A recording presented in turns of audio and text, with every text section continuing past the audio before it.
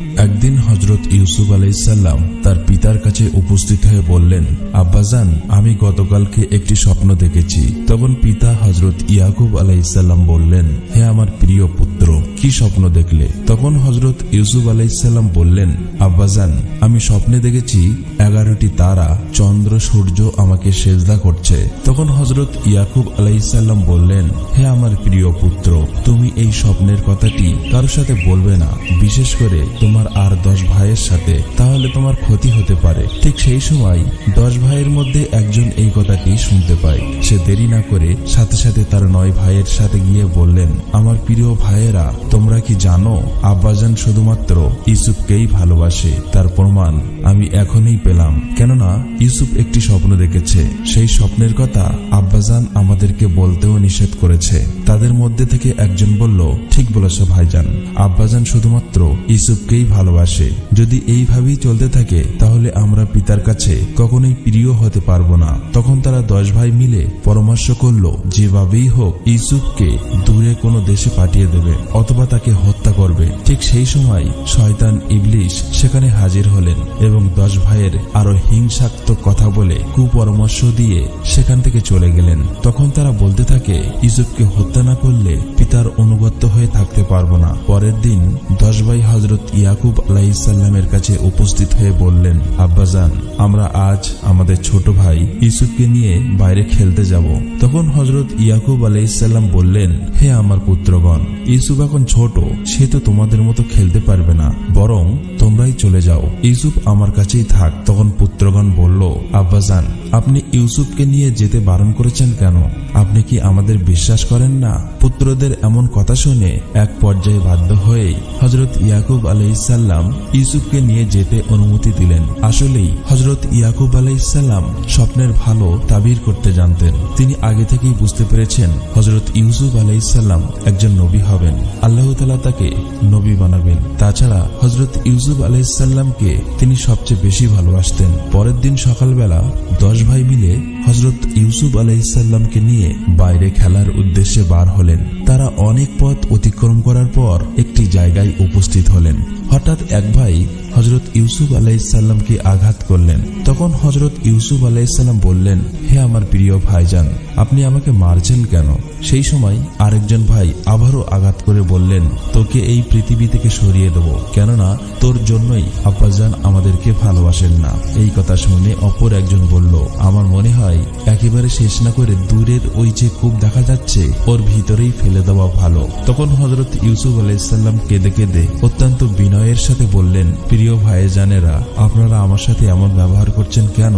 আমি তো কিছুই করিনি। আমার কলিজার টুকরো আব্বাজান জানতে পারলে সে কেঁদে কেঁদে পাগল হয়ে যাবে। হযরত ইউসুফ আলাইহিসসালামের এই কথাই তারা কেউ কর্ণপাত না করে টানতে টানতে সেই কূপের নিকট হাজির হলো। ঠিক ওই সময় আল্লাহ রাব্বুল আলামিন হযরত জিবরাইল আলাইহিসসালামকে ডেকে বললেন, হে জিবরাইল, যাও, তাড়াতাড়ি যাও, আমার বন্ধু হযরত ইউসুফ আলাইহিসসালামকে তারা 10 ভাই মিলে কূপে নিক্ষেপ করেছে, তাকে তুমি উদ্ধার করো। এদিকে তারা 10 ভাই কোনো দয়া মায়া না করেই হযরত ইউসুফ আলাইহিসসালামকে কূপে ফেলে দিলেন। কিন্তু ওই কূপের নিচে পৌঁছাতে না পৌঁছাতেই হযরত জিবরাইল আলাইহিসসালাম একটি বড় পাথর নিয়ে কূপের নিচে সাথে সাথে হাজির হলেন এবং বললেন, হে আল্লাহর নবী ইউসুফ আলাইহিসসালাম, আপনি এই পাথরের উপরে বসে পড়ুন, আপনার কোনো চিন্তা নেই। এভাবেই আল্লাহ তাআলা সেদিন জিবরাইল আলাইহিসসালামের মাধ্যমে হযরত ইউসুফ আলাইহিসসালামকে বাঁচিয়ে দিলেন।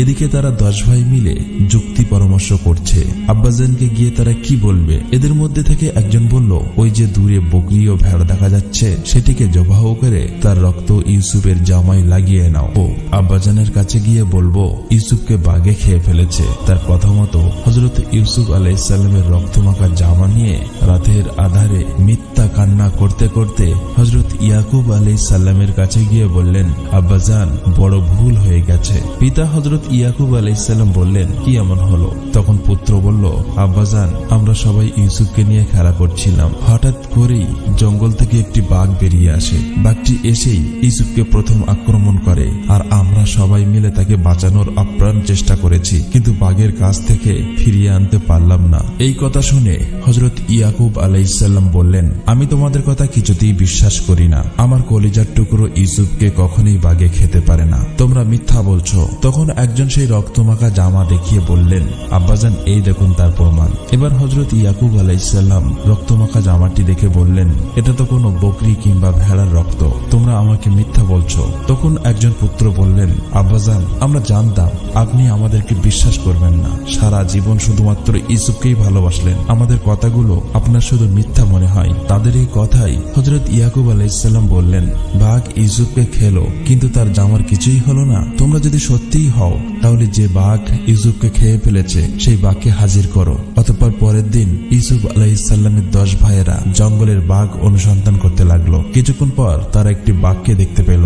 সেই বাঘকে ধরে তার মুখে রক্ত লাগিয়ে ইয়াকুব আলাইহিস সালামের কাছে হাজির করলেন। তখন হযরত ইয়াকুব আলাইহিস সালাম বাঘকে জিজ্ঞেস করলো, হে নিষ্ঠুর প্রাণী, তুমি কি আমার হৃদয়ের ধন কলিজার টুকরো ইউসুফকে খেয়ে ফেলেছো? তার প্রতি তোমার একটুও দয়া হলো না? তখন আল্লাহর হুকুমে বাঘের জমান খুলে গেল। বাঘটি বলতে লাগলো, হে আল্লাহর নবী ইয়াকুব আলাইহিস সালাম, মহান আল্লাহর শপথ করে বলছি আমি আপনার কলিজার টুকরো ইউসুফকে খাইনি। কেননা আম্বিয়া কেরাম, নেককার, পরেজগার, বুজুর্গ, আল্লাহওয়ালা মানুষ, নবী রাসূলদের মাংস আমাদের জন্য আল্লাহ তাআলা হারাম করেছে। আমি জঙ্গলে ঘুরতে ঘুরতে যখন ক্লান্ত হয়ে পড়েছিলাম তখন আপনার ছেলেরা আমাকে ধরে মিথ্যা মিথ্যা আমার মুখে রক্ত লাগিয়ে আপনার সামনে হাজির করেছে। তখন হযরত ইয়াকুব আলাইহিস সালাম বাঘের কথা বিশ্বাস করে বাঘকে কিছু খাইয়ে ছেড়ে দেন। তখন হযরত ইয়াকুব আলাইহিস সালাম এই ব্যাপারটি আল্লাহর কুদরতের হাতে সমর্পণ করে দেয়। পুত্রদের ব্যবহারে তিনি খুবই দুঃখ পেলেন।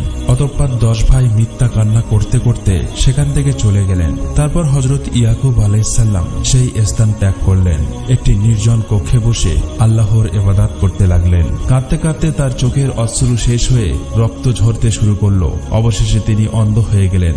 কিছুদিন পর হযরত ইয়াকুব আলাইহিস সালাম যখন আল্লাহর ইবাদতে মগ্ন ছিলেন, ঠিক সেই সময় হযরত জিবরাইল আলাইহিস সালাম তাশরীফ আনলেন। হযরত ইয়াকুব আলাইহিস সালাম জিজ্ঞেস করলেন, আপনি কি বলতে পারবেন আমার কলিজার টুকরো ইউসুফ কোথায় আছে? কোথায় গেলে তাকে পাবো? তখনই আল্লাহর পক্ষ থেকে আসমানি বাণী এলো, হে ইয়াকুব, যার কাছে সকলের জীবন মরণ সমর্পণ করেছি তুমি তার কাছে জিজ্ঞেস করো। তখন হযরত ইয়াকুব আলাইহিস সালাম নিজের ভুল বুঝতে পেরে মহান আল্লাহ তাআলার দরবারে দোয়া করলেন, হে আল্লাহ, তুমি রহমানের রহিম, অসীম দয়ালু ও করুণাময়, আমি না জেনে ভুল করেছি, আমাকে মাফ করে দিন এবং আমার প্রতি আপনার অনুগ্রহ বর্ষণ করুন। অতঃপর জিবরাইল আলাইহিস সালামকে বললেন, আপনি কি আজরাইল আলাইহিস সালামের কাছে জানতে পারবেন আমার ইউসুফ কি অবস্থায় আছে? তখন জিবরাইল আলাইহিস সালাম আজরাইল আলাইহিস সালামের কাছে গিয়ে বললেন, আপনি কি বলতে পারবেন ইউসুফ আলাইহিস সালাম এখন কোথায় আছে?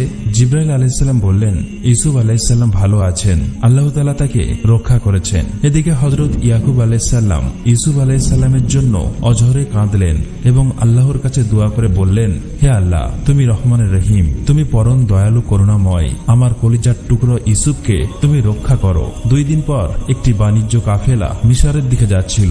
যেতে যেতে তারা একটি কূপ দেখতে পায়। তাদের মধ্যে কয়েকজন পানি নেওয়ার জন্য ওই কূপের কাছে আসে। ওই কূপ থেকে পানি তোলার জন্য একটি বালতি কূপের মধ্যে প্রবেশ করে। ঠিক ওই সময় আল্লাহ রাব্বুল আলামিন হযরত জিবরাইল আলাইহিস সালামকে আবারও বললেন, হে জিবরাইল, তাড়াতাড়ি যাও, আমার বন্ধু ইউসুফকে সাহায্য করো। এই হুকুম পাওয়া মাত্রই হযরত জিবরাইল আলাইহিস সালাম হযরত ইউসুফ আলাইহিস সালামের কাছে উপস্থিত হয়ে বললেন, আপনার কোনো চিন্তা নেই, আপনি এই বালতিতে উঠে বসুন।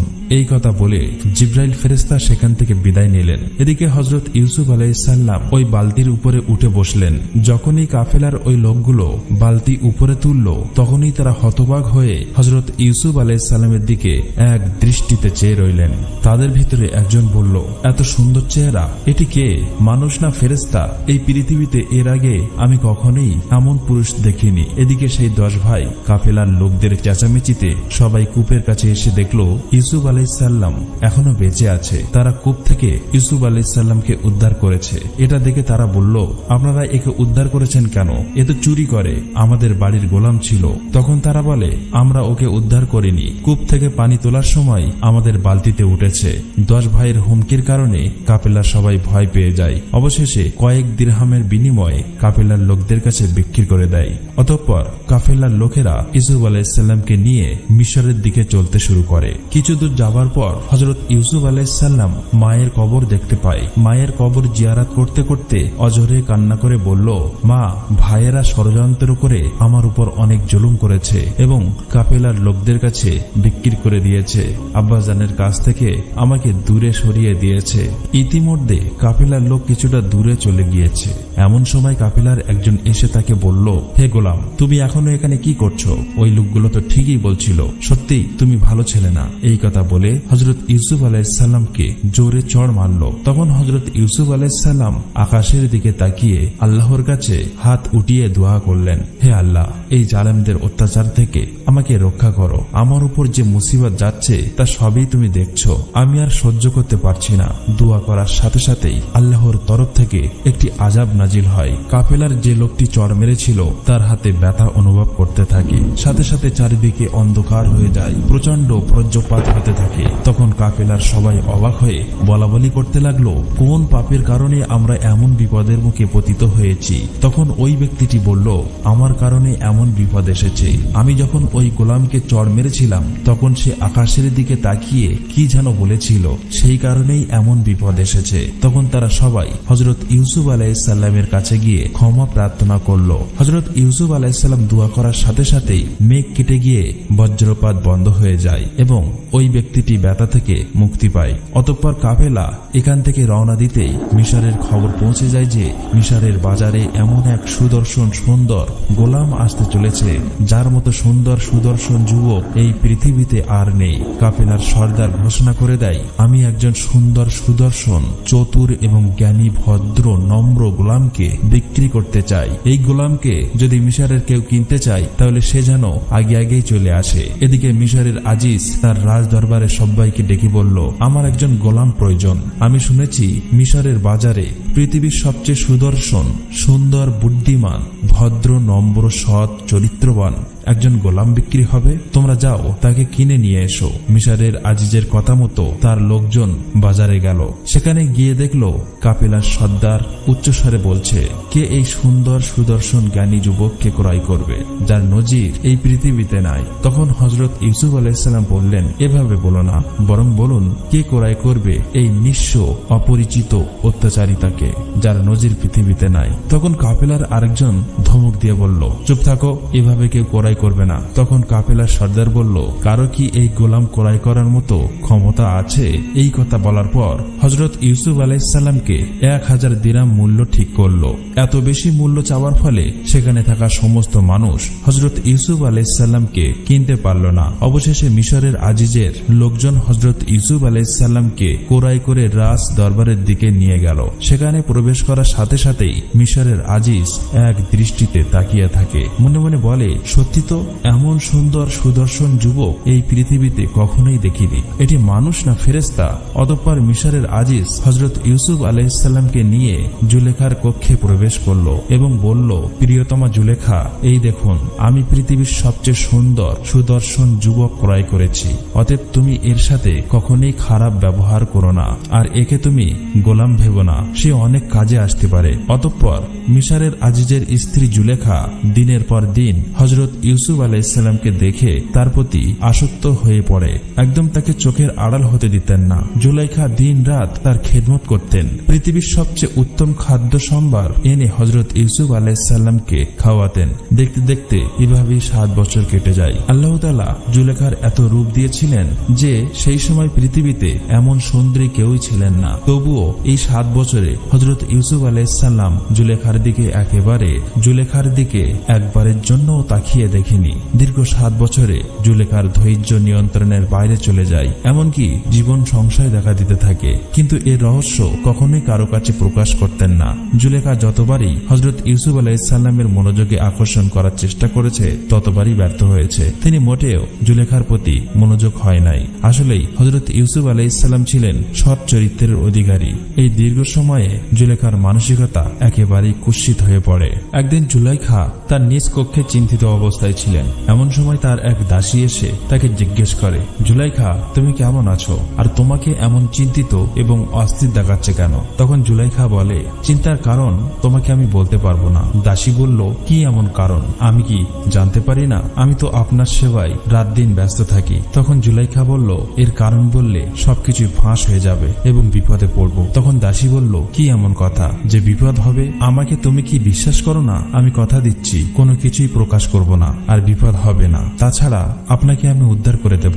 এবার জুলেখা বলল, আমাদের বাড়ি যে গোলাম রয়েছে অর্থাৎ ইউসুফ, তার এমন কঠিন হৃদয় যে একবারের জন্য আমার দিকে ফিরেও তাকায় না, এমনকি কথাবার্তাও বলে না। এখন উপায় কি তাই বল। তখন দাসী কিছুক্ষণ চুপ থাকার পর বলল, জুলেখা আমি একটা উপায় বলছি, সেই উপায় অবলম্বন করলে তোমার উদ্দেশ্য সফল হবে, কিন্তু তাতে অনেক অর্থের প্রয়োজন। এই কথা বলার সাথে সাথে জুলেখা ধনভাণ্ডারের চাবি তার কাছে দিয়ে দেয়। এবার দাসী সেখান থেকে চলে যায়। কিছুদিন পর ওই দাসীর নেতৃত্বে কয়েকটি ঘর নির্মাণ করা হয়, যে ঘরটি স্বর্ণ, হীরা, মুক্তা দিয়ে গঠিত ছিল।